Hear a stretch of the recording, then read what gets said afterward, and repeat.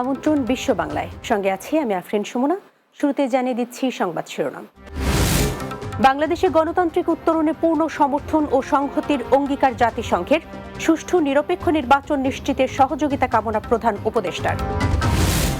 ফিলিস্তিনকে রাষ্ট্র হিসেবে অধিকাংশ দেশ স্বীকৃতি দেয় ধন্যবাদ জানিয়েছে যুক্তরাজ্যের লেবার পার্টি। টাওয়ার হ্যামলেটসে সমাবেশ। এবং লিবিয়ায় মরুভূমি থেকে 5 জনের গলিত মরদেহ উদ্ধার। নিহতরা সবাই অভিবাসী বলে ধারণা করছে রেড ক্রিসেন্ট সহ স্থানীয় এনজিওরা।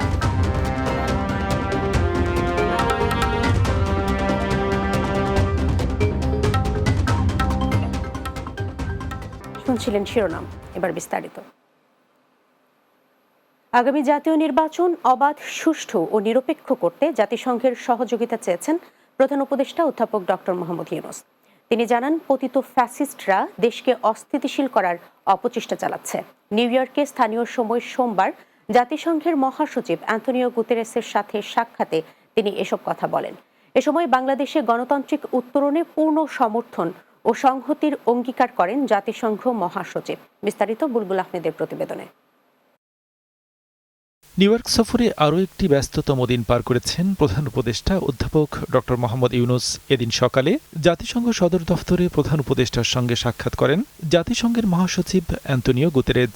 সাক্ষাতে রাজনৈতিক সংস্কার, আগামী ফেব্রুয়ারির জাতীয় নির্বাচন, জুলাইয়ের গণ অভ্যুত্থানে সংঘটিত নৃশংসতার দায় নিরূপণ, সংরক্ষণবাদী শুল্ক নীতির কারণে বৈশ্বিক বাণিজ্য উদ্বেগ এবং আগামী 30 সেপ্টেম্বর অনুষ্ঠেয় আন্তর্জাতিক রোহিঙ্গা সম্মেলন সহ নানা বিষয়ে আলোচনা হয়। পরে সেখানেই প্রধান উপদেষ্টা অধ্যাপক ডক্টর মোহাম্মদ ইউনূসের সঙ্গে বৈঠক করেন জাতিসংঘের শরণার্থী বিষয়ক হাই কমিশনার ফিলিপ্পো গ্র্যান্ডি। উভয় নেতাই রোহিঙ্গা সংকটের মূল বিষয়গুলো নিয়ে আলোচনা করেন। আলোচনায় মিয়ানমারের রাখাইন রাজ্যে ক্রমশ অবনতিশীল মানবিক পরিস্থিতি, বাংলাদেশের কক্সবাজারে 1 বিলিয়নেরও বেশি রোহিঙ্গার উপর প্রভাব এবং তাদের মর্যাদাপূর্ণ প্রত্যাবাসন উঠে আসে আলোচনায়। প্রধান উপদেষ্টার সাথে বৈঠক করেন জাতিসংঘের আন্ডার সেক্রেটারি এবং স্বল্পোন্নত দেশ, স্থলবেশিষ্ট উন্নয়নশীল দেশ এবং ক্ষুদ্র দ্বীপপুঞ্জের উন্নয়নশীল দেশের উচ্চ প্রতিনিধি রাবাব ফাতিমা। সাক্ষাতে বাংলাদেশের অন্তর্বর্তী সরকারের আনুষ্ঠানিক অনুরোধের প্রেক্ষিতে দেশের এলডিসি থেকে উত্তরণের প্রস্তুতি নিরপেক্ষভাবে মূল্যায়নের সহায়তার ঘোষণা দেন তিনি। পরে সন্ধ্যায় প্রধান উপদেষ্টার দিনভর আলোচনার বিষয়ে বিস্তারিত তুলে ধরেন উপদেষ্টার প্রেস সচিব Shafiqul Alam. UN secretary general উনি জানিয়েছেন যে ওনার সাথে ইলেকশন নিয়ে কথা হয়, রোহিঙ্গা ক্রাইসিস নিয়ে কথা হয়, গ্লোবাল যে ট্রেডের কিছু ট্যারিফের যে প্রোটেকশনিজম সেগুলো নিয়ে কথা হয়। উনি ইউএন সেক্রেটারি জেনারেলের সাপোর্ট চেয়েছেন আগামী ইলেকশন, এই ফেব্রুয়ারি প্রথমার্ধে যে জেনারেল ইলেকশন হচ্ছে সেই বিষয়ে, এবং সেক্রেটারি জেনারেল অকুণ্ঠ চিত্তে জানিয়েছেন যে তারা বাংলাদেশের এই ডেমোক্রেটিক যে ট্রানজিশনে ফুললি তারা সাপোর্ট করছেন। বুলবুল আহমেদ, বাংলা টিভি। সিমিলারলি তারা রিফর্ম।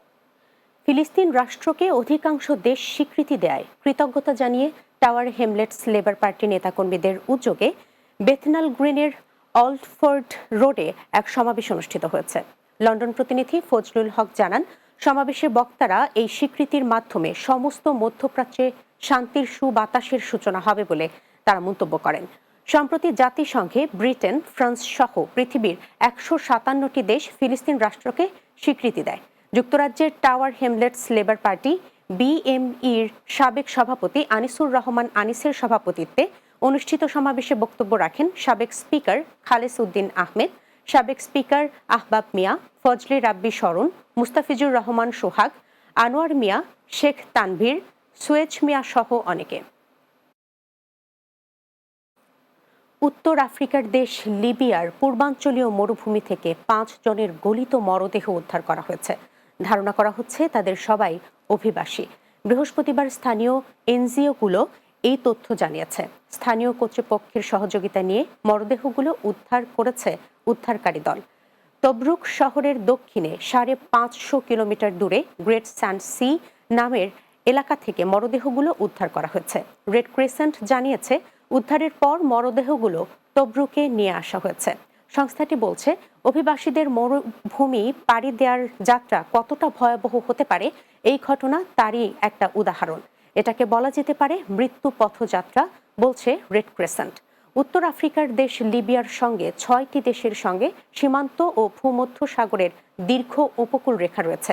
বাংলাদেশ সহ এশিয়া, আফ্রিকা ও মধ্যপ্রাচ্যের যুদ্ধ, সংঘাত, নিপীড়ন ও দারিদ্র্য থেকে পালিয়ে ইউরোপে পৌঁছাতে চাওয়া অভিবাসীদের কাছে দেশটি একটি প্রধান ট্রানজিট পয়েন্ট।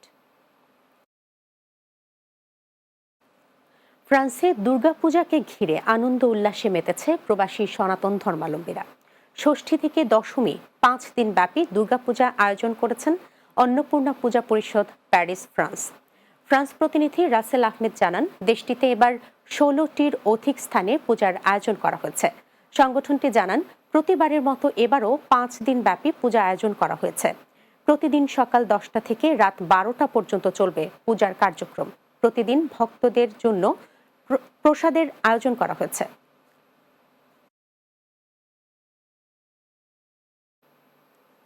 বিশ্ব বাংলায় নিচ্ছে বিরতি। ফিরে আসার পর অন্যান্য সংবাদের সাথে আরো যা থাকছে। মালয়েশিয়ার সর্বাধুনিক ডিজাইনের অলংকারের সমারোহ নিয়ে যাত্রা করল কেভিটি গোল্ড অ্যান্ড ডায়মন্ডের 4র্থ শোরুম। অতিথি ছিলেন প্রবাসী ব্যবসায়ীরা।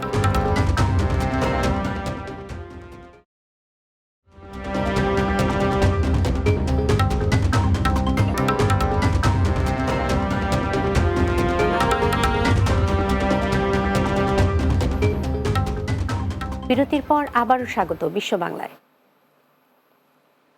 মালয়েশিয়ার সর্বাধুনিক বিভিন্ন ডিজাইনের অলংকারের সমারোহ নিয়ে কেভিটি গোল্ড অ্যান্ড ডায়মন্ডের 4র্থ শোরুমের যাত্রা শুরু হয়েছে।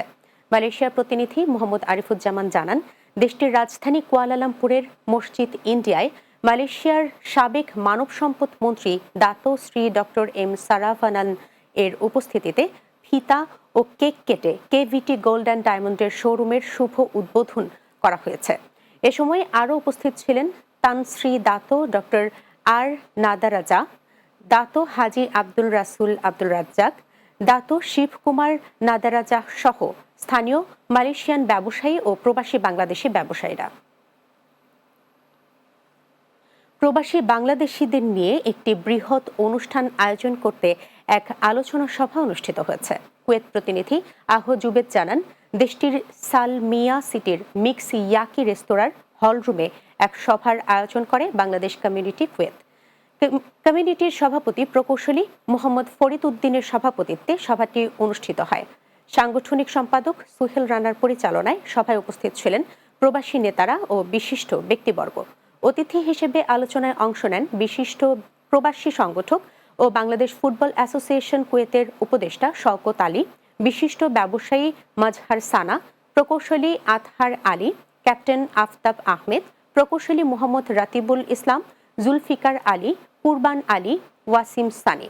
এছাড়া আরও উপস্থিত ছিলেন নজরুল ইসলাম শাহিন, মোহাম্মদ বাবু মনির, প্রকৌশলী নজরুল ইসলাম, মোহাম্মদ মনির খান, চান মিয়া, কাজী শাহাবুদ্দিন, রিপন হোসাইন, মোহাম্মদ জুবেল সর্দার ও আমির হোসেন সহ কমিউনিটির অন্যান্য নেতৃবৃন্দ।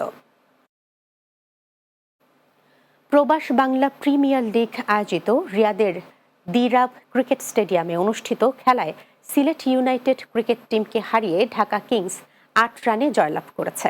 রিয়াদ প্রতিনিধি একে আজাদ লিটন জানান, এ সময় উপস্থিত ছিলেন প্রধান উপদেষ্টা আনোয়ার হোসেন, উপদেষ্টা আরিফ মৃধা, টিম পরিচালক আমির তালুকদার, সৌদি আরব বাংলাদেশ প্রবাসী সাংবাদিক ফোরামের সভাপতি ফারুক আহমেদ চান, সিনিয়র সহ সভাপতি রোটারিয়ান মোহাম্মদ জাহাঙ্গীর আলম হৃদয় ও ঢাকা কিংসের মিডিয়া প্রধান শাহাদাত আল মাহাদি সহ বিপুল সংখ্যক প্রবাসী দর্শকরা। ঢাকা কিংসের পক্ষ থেকে উপস্থিত দর্শক এবং খেলোয়াড়দের অভিনন্দন জানান টিম ওনার জসিম মাহমুদ।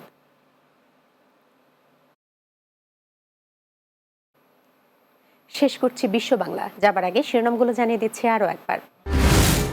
বাংলাদেশের গণতান্ত্রিক উত্তরণে পূর্ণ সমর্থন ও সংহতির অঙ্গীকার জাতিসংঘের, সুষ্ঠু নিরপেক্ষ নির্বাচন নিশ্চিতের সহযোগিতা কামনা প্রধান উপদেষ্টার। ফিলিস্তিনকে রাষ্ট্র হিসেবে অধিকাংশ দেশ স্বীকৃতি দেয় ধন্যবাদ জানিয়েছে যুক্তরাজ্যের লেবার পার্টি, টাওয়ার হেমলেটসের সমাবেশ। লিবিয়ায় মরুভূমি থেকে 5 জনের গলিত মরদেহ উদ্ধার, নিহতরা সবাই অভিবাসী বলে ধারণা করছে রেড ক্রিসেন্ট সহ স্থানীয় এনজিওরা। এবং মালয়েশিয়া সর্বাধুনিক ডিজাইনের অলংকারের সমারোহ নিয়ে যাত্রা করল কেভিটি গোল্ড অ্যান্ড ডায়মন্ডের চতুর্থ শোরুম। অতিথি ছিলেন প্রবাসী ব্যবসায়ীরা।